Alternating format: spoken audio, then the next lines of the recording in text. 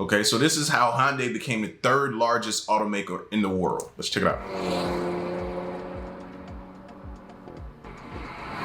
Hyundai Motor Group is the third largest automaker in the world by volume.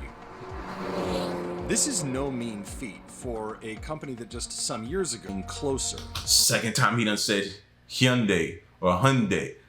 I always pronounce it Hyundai or whatever. I've been saying it wrong probably my entire life now, but I just keep hearing them say it like that. Anybody else picking up on that, or is it just me? My bad. So far on the electrification side, Hyundai has done a really great job. They've put some fantastic products out there. But the company doesn't stop at EVs. It wants to revolutionize manufacturing, invest in robotics, autonomous driving, and flying taxis. Many of the bold ambitions other automakers have stepped back from, Hyundai remains committed to. I think we are a technology company. When you look at everything we're doing things that are almost science fiction. But the company has faced plenty of setbacks.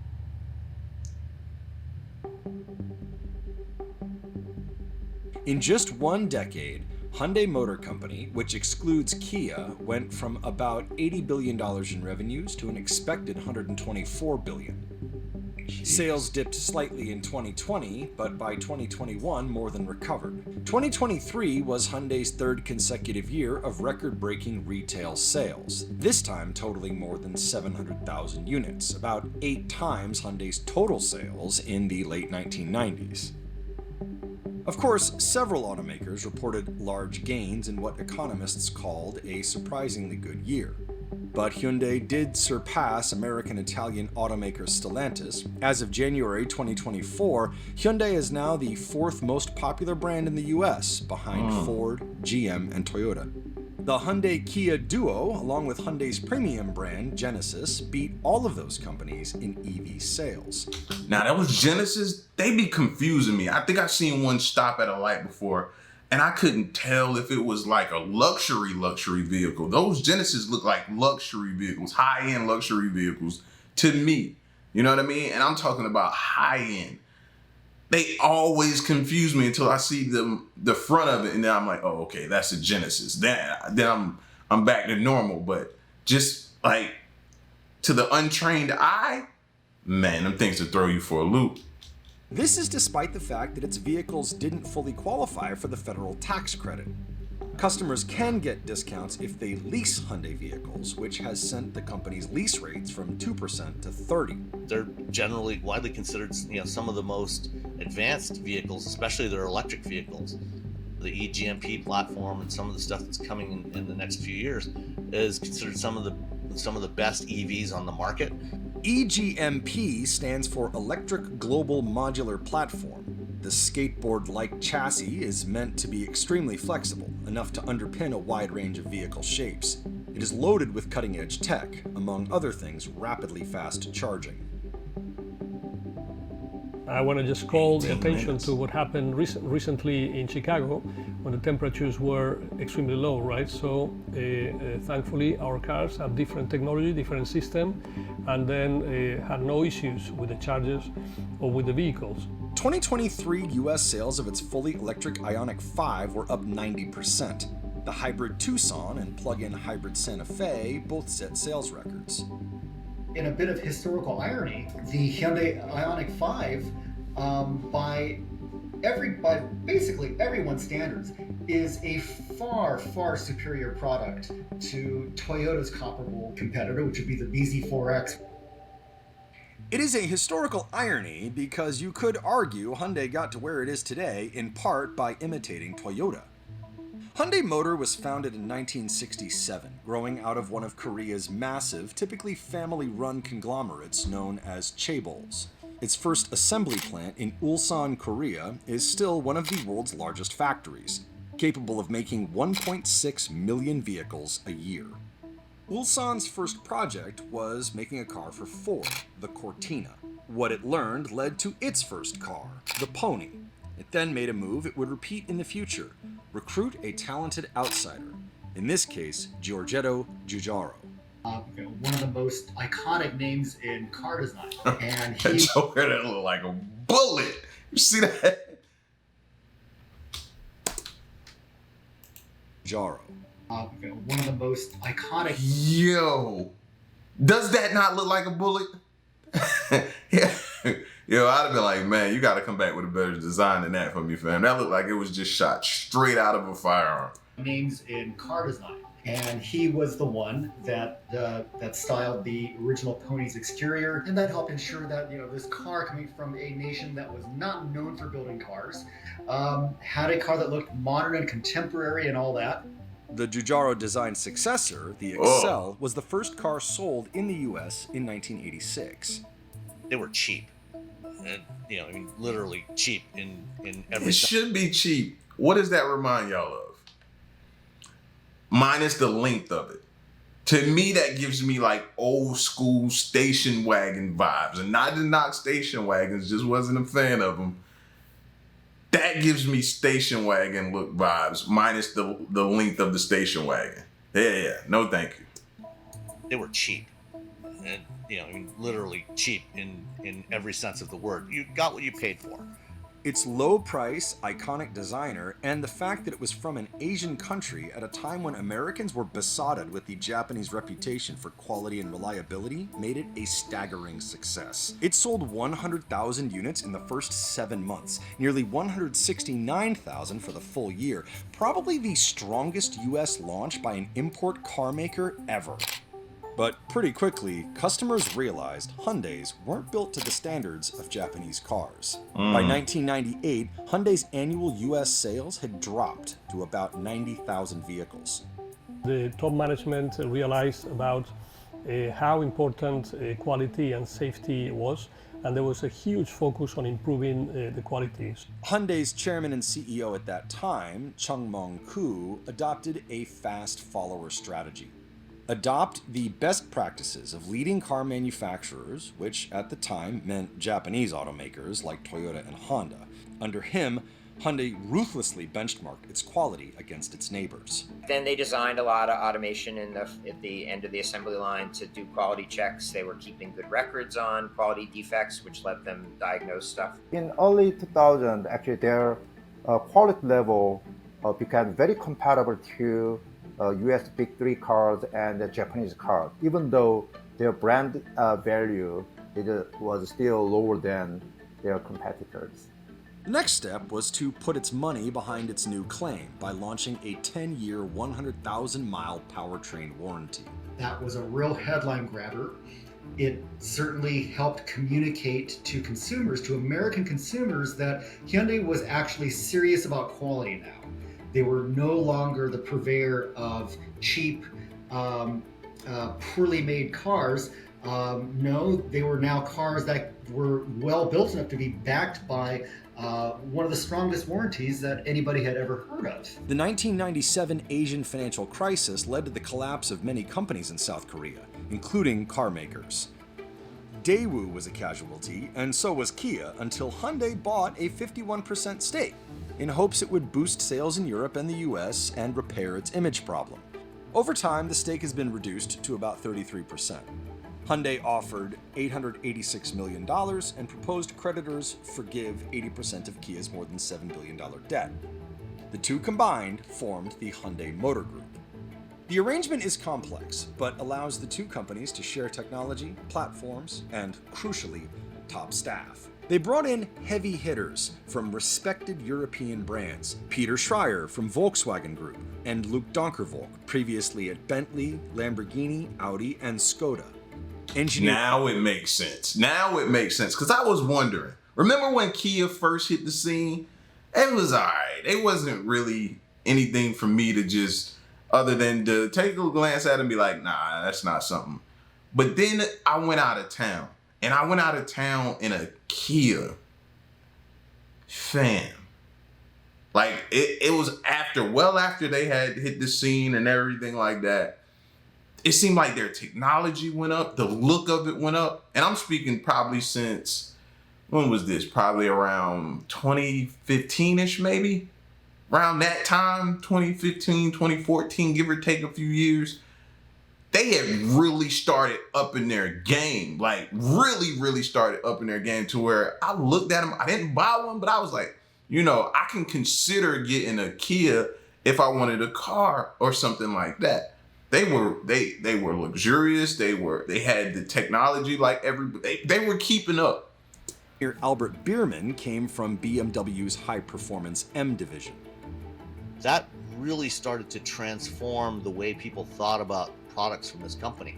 Suddenly you had cars like the Veloster N, and then their SUVs. You start to see really interesting design across all three of these brands. They didn't look like anything else. They were really attractive, and each brand had its own unique signature to it. There have been missteps and obstacles. Its high-end Genesis brand struggled at first despite critical acclaim. This is primarily because its lineup for the first 6 years of its existence was made up of sedans in a market that was turning toward SUVs. More alarmingly, millions of Hyundai cars have been recalled over fire risk. The company's reputation took a hit after a rash of thefts. The cars lacked engine immobilizers, a mechanism that renders the engine useless in the event of a theft. These are just some of the wild videos posted on TikTok. The cars stolen in just seconds. Despite the fact that they have a much better quality reputation today than they did 25 or 30 years ago, there's still things that keep popping up here and there. Hyundai has spent hundreds of millions of dollars addressing the crisis, both in developing the Fix, a software update, and providing clinics in stadiums and parking lots with hired technicians to avoid overwhelming dealers.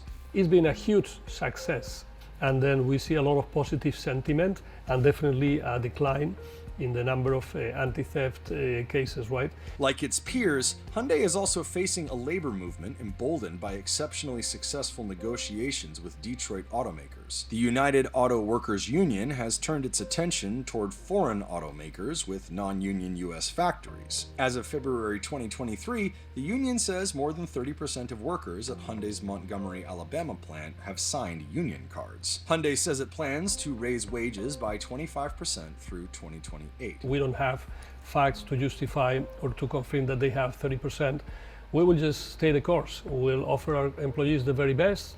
We have support from our management in the plant, from the local authorities, from the state authorities, and then, if one day we have to make an election, okay, let's go and get the workers to choose. So far, they've chosen not to be unionized, and let's see what happens. It is also hampered by trade policies. The federal EV tax credit through the Inflation Reduction Act is only fully available to American-made cars. When President Biden visited South Korea back in 2022, and then our executive chair, Mr. Chung, presented to him the investment plans in the United States, which at the time were $10 billion. Now we're more than 12.6 billion and probably growing, right? So the president said, no worries, we appreciate your investment, we won't let you down. That was May. In August, we saw IRA, and all of a sudden, our cars would not qualify for the so-called IRA, which in our view was not good. We were not happy, but we said, we'll double down so that we will hopefully qualify sooner rather than later. The $12.6 billion is going to a plant near Savannah, Georgia.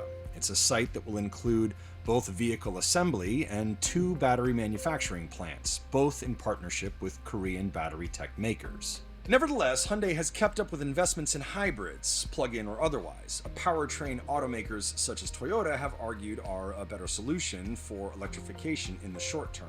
But also I've mentioned to the dealers that we will be ready to react and be flexible should the conditions change. So for example, what if consumers want more hybrids? Okay, then we'll produce more hybrids, we'll bring more hybrids to the market. We need to be always flexible.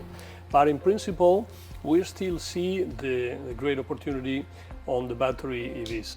But it was also publicly boasted it has the world's largest share of hydrogen. I was just asking that a few videos back. I think we checked out another car video. I was asking though, I was inquiring like, what happened to, it seemed like we went from gas powered to hybrid to EV pretty fast. It's like we didn't stay in hybrid long at all.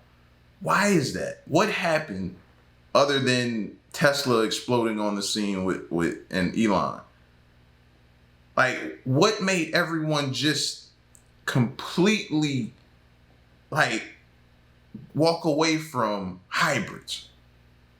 I've been wanting to know that. Like, I haven't figured that out yet. That's been bothering me. Vehicles, a powertrain that has not taken off in passenger cars and has been ridiculed by the likes of Tesla CEO Elon Musk. Hyundai makes the Nexo fuel cell vehicle and teased the hydrogen-powered N-Vision 74 concept. A new factory and innovation center in Singapore is highly automated and uses what it calls a cell-based production system. Cars are assembled at stations rather than on the conveyor that dominates the industry. This is where Hyundai is working on many of its newest ideas. These are the ones Munoz grows most excited about. He uses the term science fiction frequently. Some people criticize Hyundai Motor Company because those areas are too much advanced. So that each of those areas had a high level of uncertainty. A partner, supplier Aptiv, said on a recent earnings call it would begin reducing its investment in Motional, a joint project that makes autonomous driving technology, another once hyped area that other automakers such as Ford have backed away from. Hyundai has not.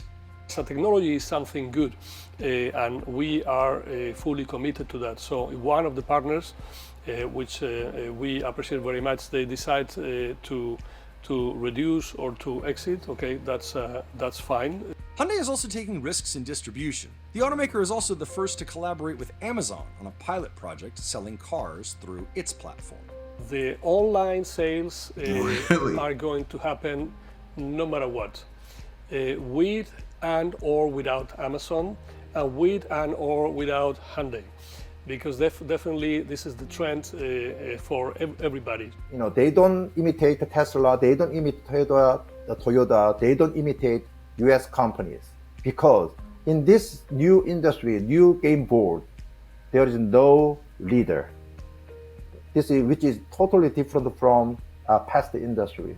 This has changed the culture. Management under Chung Mong Koo was top-down, laser-focused on a clear goal: improve Hyundai's status in quality rankings. 5 years ago, if I thought I would be where we are today, I was not as optimistic. I thought we were going to make progress, but I think we've made way more progress than everybody expected. Why gas is so expensive in California? California is home to some of the highest gas prices in the United States. Drivers in the Golden State typically pay well above the U.S. national average. Gas prices in the U.S. vary by region, with the West Coast seeing the highest prices on average. Things are changing on a daily basis in a commodity that's consumed 380 million gallons of gasoline roughly consumed on a daily basis. The stakes couldn't be higher. Still have millions. And I thought when I was over in the Dominican Republic, them saying $6 a gallon was something. I just had never heard that. But then now here, California is close to that. So I know everybody out there got to be riding in scooters and stuff like that, or bikes or stuff. Like, there's no $6 a gallon. How does that even factor into what you make? No way. No way. We got a carpool or something, fam. Millions of drivers in California who depend on gas. Gas prices in California are usually among the most expensive in the country because of different factors. High taxes are partly to blame for the high price of gas in the state, but there's more to the story. Part of the reason why prices have been so high is that California has really restricted the ability for refineries to expand and grow. California has been rather hostile to refinery expansions or oil industry investments, trying to push them away and transition California to more electric vehicles. This is not just California doing its California thing. Only way we're going to advance this transition is we've got to get big oil out of the way. Why are gas prices so high in California, and how can drivers save at the pump? So they forcing people in California into the EV space. I bet you see a lot of Teslas over there. There are several factors that go into what drivers pay at the pump, including refining costs, distribution and marketing, taxes, and crude oil prices. Gasoline prices tend to be much more expensive in California for many different reasons. California has its own standards for what type of gasoline must be used. It's the only state in the nation in which an Air Resources Board, that is the California Air Resources Board, supersedes the federal government, the EPA's requirements. The state requires a special blend of gasoline that reduces pollution and costs more money. California also has seen a drop of 66% in the amount of refineries in operation from where we were 40 years ago. So there are fewer refineries producing this special blend of gasoline. California's 14 oil refineries process more than 1.4 million barrels of crude oil per day. 11 major refineries produce California's transportation gasoline and diesel. The isolated market means that any outages will lead to volatility in prices at the pump. In comparison, much of the refining capacity in the US is located in the Gulf Coast region. Texas is home to more than 30 petroleum refineries, and Louisiana has 15. California also has the nation's highest gasoline taxes. It has a cap and trade program that also assesses a cost for utilizing gasoline. And all of those costs and regulatory burdens push California's prices to the highest in the nation on a daily basis. What proof do you have that oil refineries are indeed price gouging in California? Well, $2.61 more than the national average last year. Inexplicable. They cannot explain it. They always go back, well, it's your gas tax, it's your environmental rulemaking, it's the cap and trade, low carbon fuel standards. Fine. We will grant that California has unique blends, all of their talking points. Add it up, stack it up, about $1. What's the delta? Where does that come from? They say, well, it's lack of competition. Well, there you have it. What that means is lack of competition means we can take advantage of you. And that's exactly what they say. And that's exactly what they've been doing. In 2023, California Governor Gavin Newsom signed a new law to combat alleged price gouging at the pump. Well, there's a new sheriff in town in California where we brought big oil to their knees. And I'm proud of this state, and I'm proud of this state. The law aims to increase transparency in the oil and gas industry and created an independent watchdog called the Division of Petroleum Market Oversight. The effects of the law have not yet seemed to have a major impact. California has not spelled out what would be considered excess profit. Confusion comes from the fact that a lot of the situation that creates record profits is the restriction on refineries in California, which then can create this domino which rewards refineries. Again, if California was less restrictive, more refineries could get involved, produce gasoline, and that would restrict profits at all refineries. But because of those restrictions and because of the lack of transparency, California really hasn't decided a definition of what price gouging is or excess profit is. And so there hasn't really been much impact. At the same time, California plans to ban the sale of new gas-powered cars by 2035 as it transitions to cleaner vehicles. 25% of new cars sold in California in 2023 were zero-emission vehicles. People are now considering getting an EV, and part of it has to do with the fact that gas prices just keep going up every year. Without a doubt, the high price of gasoline does encourage more EV adoption. Americans getting hit with $5 and $6 gallon prices in California is likely accelerating the shift away. Volatility in the price of gasoline certainly could continue as California transitions away from fossil fuels into EVs. And it's not just California.